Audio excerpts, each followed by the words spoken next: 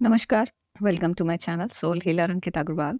कैसा होता है जब बहुत मेहनत करते हैं और फिर भी ग्रोथ उतनी नहीं होती है। करियर में बहुत मेहनत करते हैं, जॉब में बहुत मेहनत करते हैं, लेकिन फिर भी फाइनेंशियल ग्रोथ उतनी नहीं होती है। जितनी मेहनत करते हैं उतना मिलता ही नहीं है। एक सर ने हमें कांटेक्ट किया।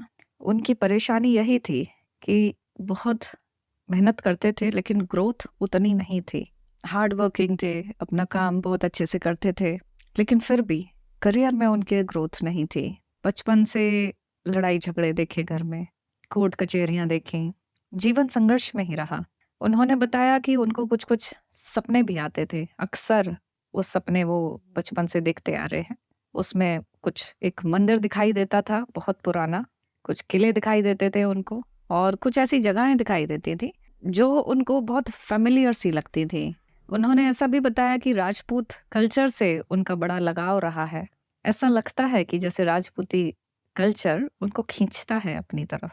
कुछ एक जगहें भी उन्होंने हमें बताई कि जब भी कहीं कभी भी वो उस तरफ घूमने जाते हैं, तो उनको ऐसा लगता है जैसे ये बहुत बार यहाँ आ चुके हैं या शायद इस जगहों से इनका कोई कनेक्शन है।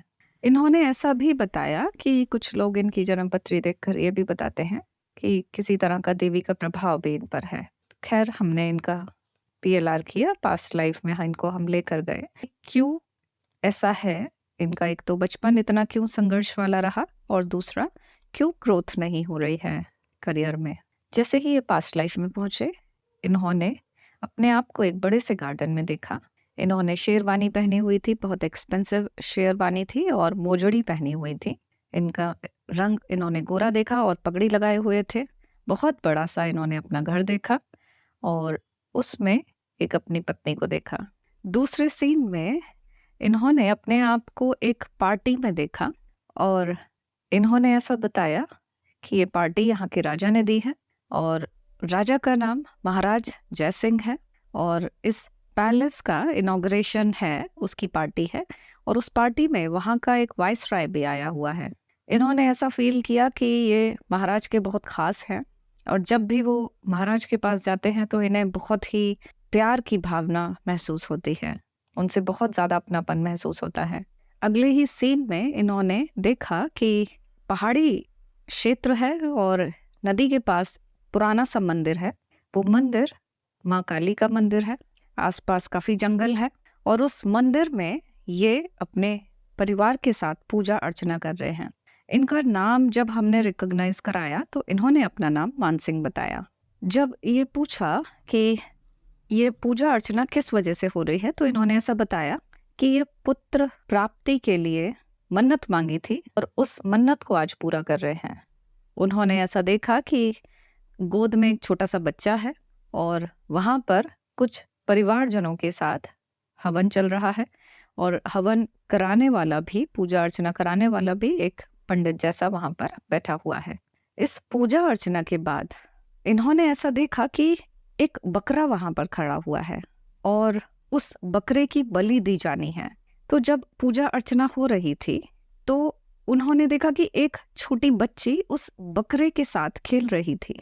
उसको बकरा बहुत पसंद आ रहा था और जब पूजा अर्चना के बाद उस बकरे को बलि के लिए ले जाने लगे तो वो जो छोटी सी बच्ची थी वो थोड़ा परेशान होने लग गई। वो बकरे को नहीं छोड़ रही थी। ये जो बच्ची थी ये इन्हीं के परिवार की कोई बच्ची थी। तो इन्होंने उसकी जिद की खातिर ये बकरा उसको दे दिया।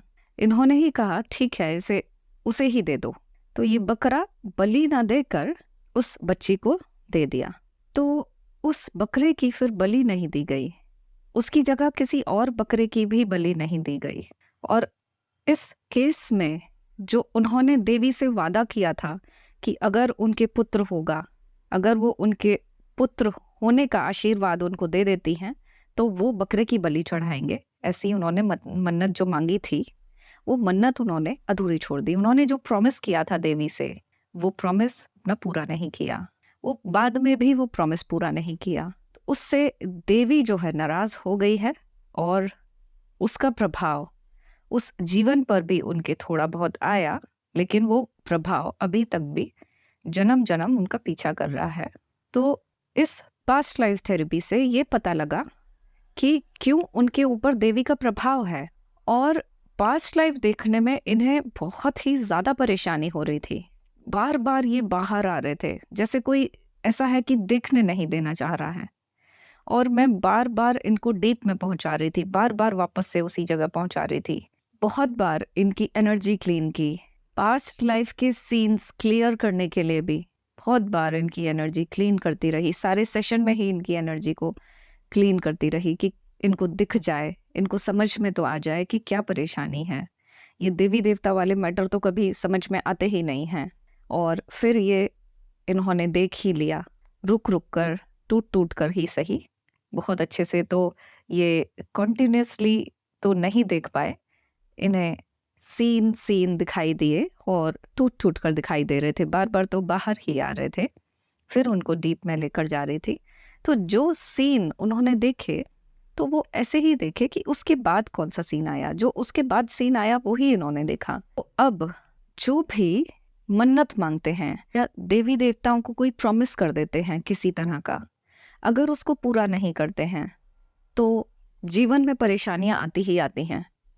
वो प्रॉमिस पूरा करना ही पड़ता है, नहीं तो जन्म-जन्म ये कर्म सामने आता है। अब इस केस में ये इस जीवन में शाकाहारी हैं। पहले राजपूत थे, लेकिन अभी ये शाकाहारी हैं। राजपूती तो अ, युद्ध भी लड़ने जाते थे, तो भी बलियाँ देते थे। उनके उस कल्चर में बलि देने का रिवाज था।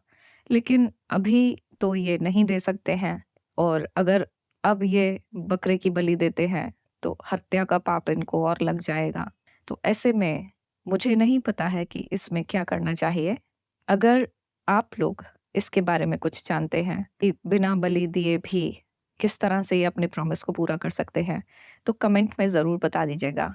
उनको थोड़ा मार्गदर्शन मिल जाएगा, और ये जो प्रॉमिस था, ये उसको पूरा कर पाएँगे, क्योंकि ये प्रभाव जो है, ये तभी हटेगा जब उनका प्रॉमिस पूरा हो जाएगा।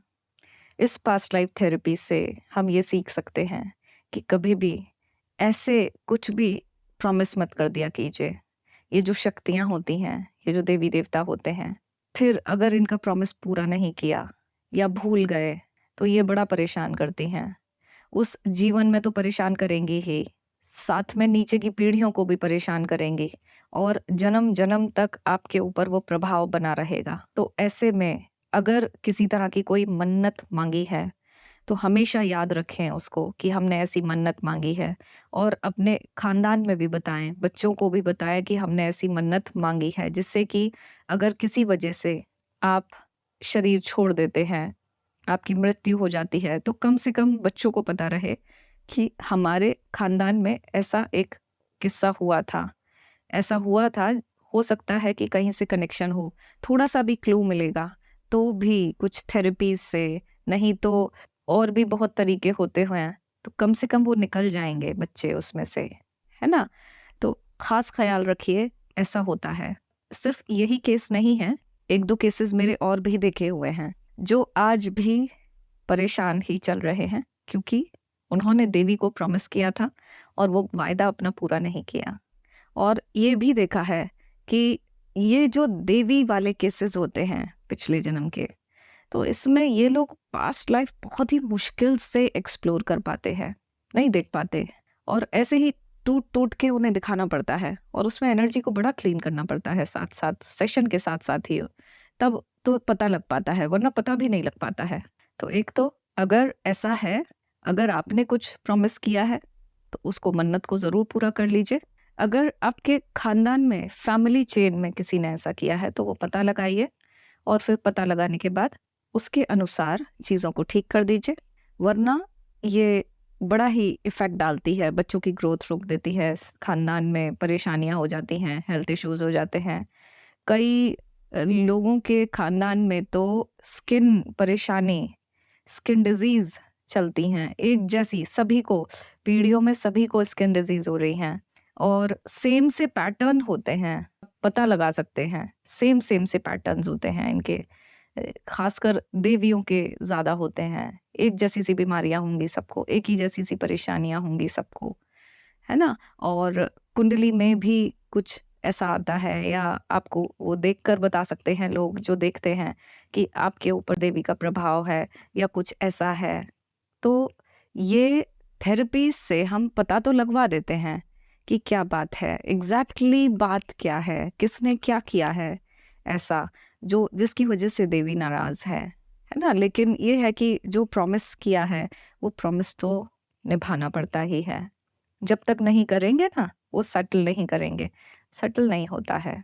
ये देवियाँ बहुत पर्टिकुलर होती हैं और माफ़ी से भी उतना रिज़ॉल्व नहीं हो पाता है। काफ़ी हद तक कम हो जाता है, लेकिन जब तक उन्होंने जिस काम में ऊर्जा लगाई है अपनी, है ना? तो उसके लिए वो कुछ माँगती हैं या आपने जो वादा किया है, करना ही पड़ेगा, वरना ये क्रोधित हो जाती हैं।